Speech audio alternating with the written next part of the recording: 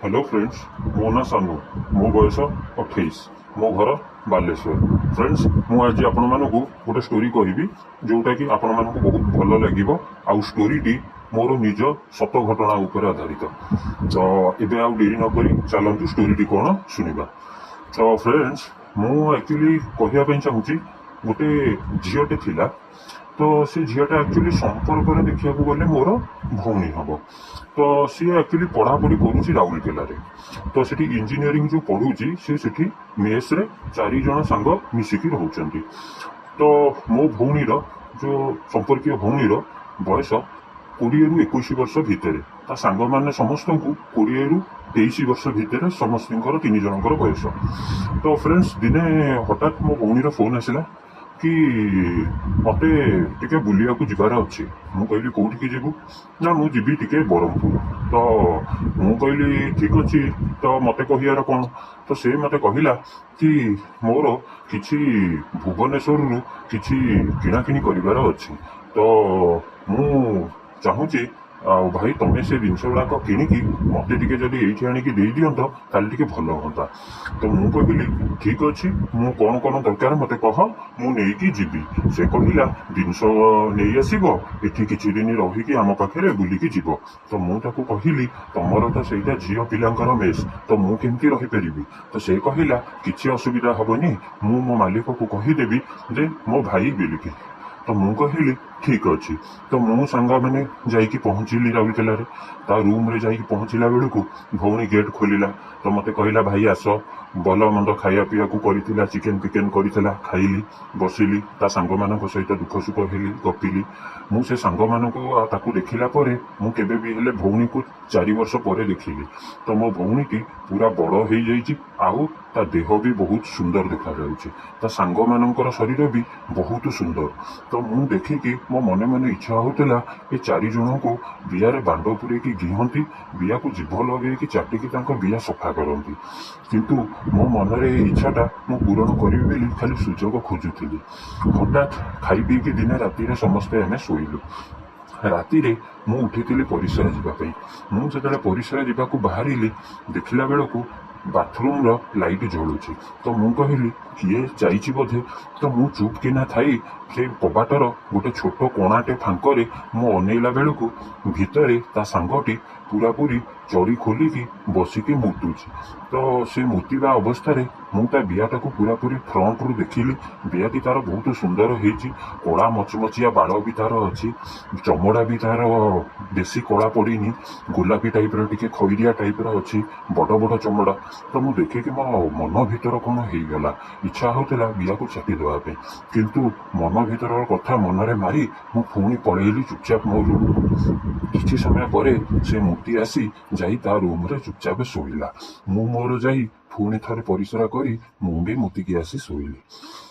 ता पर दिन मो भौणी जाइथिला सेई पाखकू गोटे जगह को। तो रूम रे केवल से 3 जन सांग माने ही थिले। तो मु कौन कली से टाइम रे मु जानी जे खरा बेले यही खाई पी सारा पर समस्ते जनक पर जड़े निश्चिंत मुतिबा पे ही जीवे। तो मु कौन कली आरपट पकू जाइकी से स्काइलाइट पाखे मु चुपचाप छिड़ा हेली। सेठी गोटे गछ थिला, से गछ आड़ुआड़े मु छिड़ा हेकी जगिकी रहिली जे केते बेले जनक पर जड़े आसबे मु देखिबी। तो से दिन जनक पर जड़े प्रति 15-20 मिनिट रे थरे 3 जन जाक आसी पूरा उदू उदू नंगड़ा हेकी मुतिकी चलिले। तो मु तांको देखिकी मो मन बहुत व्याकुल हैला। तो मु किछि न कही चुपचाप जाई शोइली। किछि समय परे सेमाने पुणी जाइकी चुपचाप शोई पड़े। तो खरा बेले शोइला परे मु ठीक 4टा बेलू उठिकी देखे तो 3 जन जाक पूरा निदरे शोइछंती। तो 3 जन जाक पूरा पूरी छोट फ्रक पिंधिछंती, भितर अवश्य चढ़ी पिंधिछंती। किंतु मु चुपकिना जाई जनकर फ्रक टेकिकी देखिला बेलू तार बियारू साइड रे चढ़ी बाहर को बाड़ देखा जाउची। मु से चढ़ीटी को आड़ेकी जेतेले देखिली बिया पूरा माने पूरा नंगा बिया। तो ମୁଁ ଟିକେ ବିଆରେ ଆଙ୍ଗୁଠି ମାରିଲି, ଦେଖିଲି ସେ ଉଠିଲାନି। ଆଉ ଜଣକ ବିଆରେ ଆଙ୍ଗୁଠି ମାରିଲି, ସିଏ ବି ଉଠିଲାନି। ଆଉ ଜଣକ ବିଆରେ ଆଙ୍ଗୁଠି ମାରିଲି, ସିଏ ବି ଇଚ୍ଛା ହେଲାନି। ତ ମୁଁ ଭାବିଲି ଏଇ ଟାଇମରେ ସୁଯୋଗ ଅଛି ବିଆକୁ ଜିଭ ମାରିକି ଚାଟିବା ପାଇଁକି। ତ ମୁଁ କ'ଣ କଲି, ଜଣଙ୍କର ବିଆରେ ପୁରା ଜିଭ ପୂରେଇକି ବିଆକୁ ଚାଟିଲି। ତ 3 ଜଣଙ୍କର ବିଆକୁ ମୁଁ ପାଖାପାଖି 45 ମିନିଟ୍ ଜଣକ ପରେ ଜଣେ କରିକି 3 ଜଣଙ୍କ ବିଆକୁ ଚାଟି ଚାଟି ସଫା କଲି। ତାପରେ ତାଙ୍କ ଦୁଧକୁ ଚିପିକି ଦୁଧ ଭୁଣ୍ଡି ଗୁଡ଼ାକ ଦାନ୍ତରେ ମକଚିବାକୁ ଲାଗିଲି। କିଛି ସମୟ ପରେ ଜଣେ ତା ଭିତରୁ ଉଠିକି ଦେଖିଦେଲା। ତ ମୋତେ କହିଲା, ଭାଇ ତମେ ଇଏ କ'ଣ କରୁଛ? ମୁଁ କହିଲି, କିଛି କାହାକୁ କୁହନି ପ୍ଲିଜ୍, ଆଉ ମୋତେ ଟିକେ ଭଲ ଲାଗୁଛି ବୋଲି ମୁଁ ଏଇଟା କରୁଛି। କହିଲା, ଭାଇ ନାଇଁ ଏଇଟା ଭଲ ନୁହଁ। ମୁଁ କହିଲି, କିଛି ଅସୁବିଧା ହବନି, ଆଉ ତମେ ମାନେ ତ ଅଛ, ଭଉଣୀ ତ ନାହିଁ, ଚଳିବ। ତ ତାପରେ ସାଙ୍ଗେ ସାଙ୍ଗେ ଆଉ 2 ଜଣ ବି ଉଠିଗଲେ। ସେ କହିଲେ, ଭାଇ କ'ଣ କରୁଛ ଏଗୁଡ଼ା? ମୁଁ କହିଲି, କିଛି ନାହିଁ, ତମମାନଙ୍କ ବିଆକୁ ଟିକେ ଜିଭ ମାରିକି ଚାଟୁଥିଲି। ତ ସିଏ କହିଲେ, ଛି ତମେ ବିଆକୁ ଚାଟୁଛ?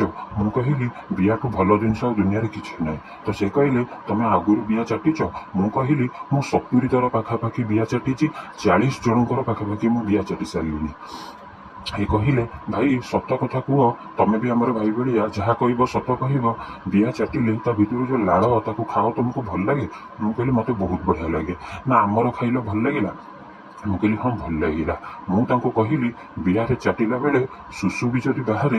ସେ କହିଲେ, ସୁସୁ କ'ଣ? ମୁଁ କହିଲି, ତମ ମୂତ୍ର ବି ଯଦି ବାହାରିବ ତାହେଲେ ତାକୁ ବି ଢୋକିଦେଲେ ବି କିଛି ପ୍ରୋବ୍ଲେମ୍ ନାହିଁ। ସେ କହିଲେ ହସି ହସି, ଭାଇ ସତରେ କ'ଣ ତମେ ମୂତ୍ର ପିଇପାରିବ? ମୁଁ କହିଲି, ହଁ ପିଇପାରିବି। ତ ସେ କହିଲେ ଥଟାରେ, ତାହେଲେ ତମେ କର, ଆମେ ତମ ଆଜିଠୁ ଆଉ ଆମେ ବାଥରୁମରେ ମୁତିବୁନି, ତମ ମୁହଁରେ ମୁତିବୁ। ତ ମୁଁ କହିଲି, ହଁ ଏବେ ଯଦି ମୁତିବା ଆସ। ତ ଜଣକ ପରେ ଜଣେ ମୋ ମୁହଁ ଉପରେ ଗାଣ୍ଡି ରଖିକି ବସିକି ବିଆରେ ପରିସ୍ରା କଲେ। ମୁଁ ତ ପୁରା ଡାଇରେକ୍ଟ ମୋ ପାଟିରେ ପଡ଼ୁଥାଏ ଛିଟକିକି। ତ ମୋତେ ବି ମଜା ଲାଗୁଥାଏ, ମୁଁ ବି ସବୁ ଢୋକିଦେଲି। ସେମାନେ 3 ଜଣ ଯାକ ପୁରା ଆଶ୍ଚର୍ଯ୍ୟ ଯେ ଆମେ 3 ଜଣ ପାଖାପାଖି ମିଶିକି 5 ଗ୍ଲାସ୍ ଭଳିଆ ଆମେ ମୁତିଲୁ। ତ ତମେ 5 ଗ୍ଲାସ୍ ପିଇଦେଲ, ତମକୁ କିଛି ଲାଗିଲାନି? ମୁଁ କହିଲି, କିଛି ନାହିଁ, ଆଉ 5 ଗ୍ଲାସ୍ ଦେଲେ ବି ମୁଁ ଆଉ ପିଇଦେବି। ତ ସେମାନେ କହିଲେ, ତାହେଲେ ଆମେ ରାତିରେ ତ ତମ ଭଉଣୀ ଥିବ, ତ ଆମେ କେମିତି କରିବା?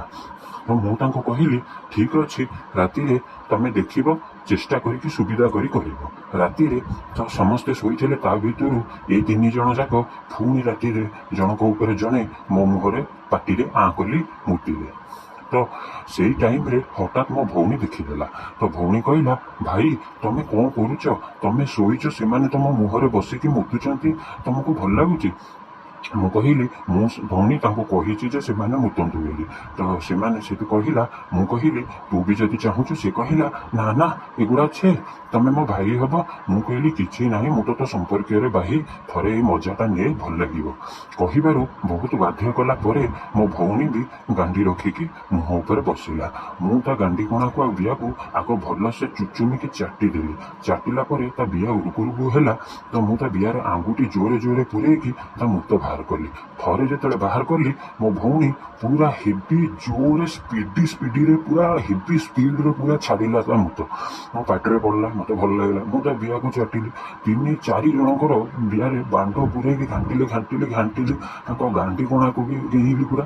ବିଆ ଦୁଧକୁ ଚୁଚୁମି ପୁରା କାମୁଡ଼ିକି ଖାଇଗଲି। ତାପରେ 4 ଜଣଙ୍କୁ ମୋ ବାଣ୍ଡ ଚୁଚୁମିବାକୁ ଦେଲି।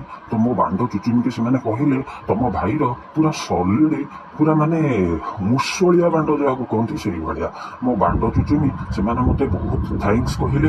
ମୁଁ ବି ତାଙ୍କ ବିଆ ଚାଟିକି ମୁଁ ବି ତାଙ୍କୁ କହିଲି ଯେ ମୁଁ ଆଜି ତମ ବିଆ ଚାଟିଛି, ସେଥିପାଇଁ ମୋ ଆତ୍ମା ଶାନ୍ତି। ତ ମୁଁ 4 ଦିନ ସାଙ୍ଗମାନେ ତାଙ୍କ ବିଆ ଚାଟି, ତାଙ୍କ ନାଳ ଖାଇ, ତାଙ୍କ ମୁତ ପିଇକି ପୁରାପୁରି ମନକୁ ଶାନ୍ତି କଲି। ତାପରେ ଯାଇ ଆସିଲି। ତ ସାଙ୍ଗମାନେ, ହୁଏତ ଆପଣଙ୍କୁ ଭଲ ଲାଗୁନଥିବ କି ବିଆ ଚାଟିବାଟା ଭଲ ନୁହଁ ବୋଲି, କିନ୍ତୁ ଥରେ ବିଆ ଚାଟିକି ଦେଖ, ଥରେ ବିଆରୁ ନାଳ ଖାଇକି ଦେଖ, ପାରୁଛ ଯଦି ପରିସ୍ରା ବି ଥରେ ତାଙ୍କର ପିଇକି ଦେଖ, ତାପରେ କହିବ କେମିତି ଲାଗୁଛି।